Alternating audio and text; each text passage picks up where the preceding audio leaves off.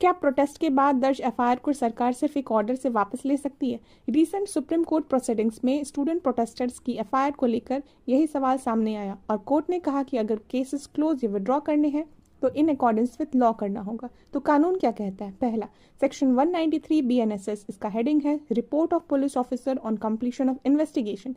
Investigation complete होने पर police magistrate को रिपोर्ट फॉरवर्ड करती है जिसमें ये बताया जाता है कि whether any offence appears to have been committed and if so by हुम।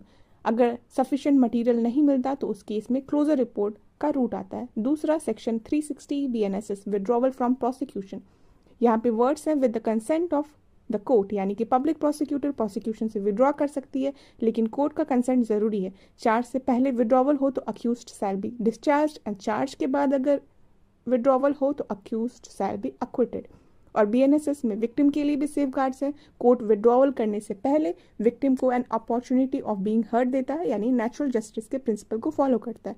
तीसरा, सेक्शन 528 बीएनएसएस, ये हाई कोर्ट की इनहेरेंट पावर को प्रिजर्व करता है to prevent abuse of the process of any court and to secure the ends of justice and this power has to be used sparingly. तो तीन section हैं, section 193 police report, section 360 withdrawal from prosecution and courts consent, section 528 high courts inherent power.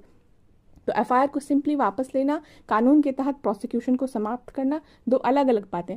अब सवाल आपके लिए, अगर सरकार किसी प्रोटेस्ट से जुड़े एफआईआर्स वापस लेना चाहती है तो क्या सिर्फ गवर्नमेंट डिसीजन काफ़ी होना चाहिए या कोर्ट की स्क्रूटनी ज़रूरी है? कमेंट में बताइए, गवर्नमेंट या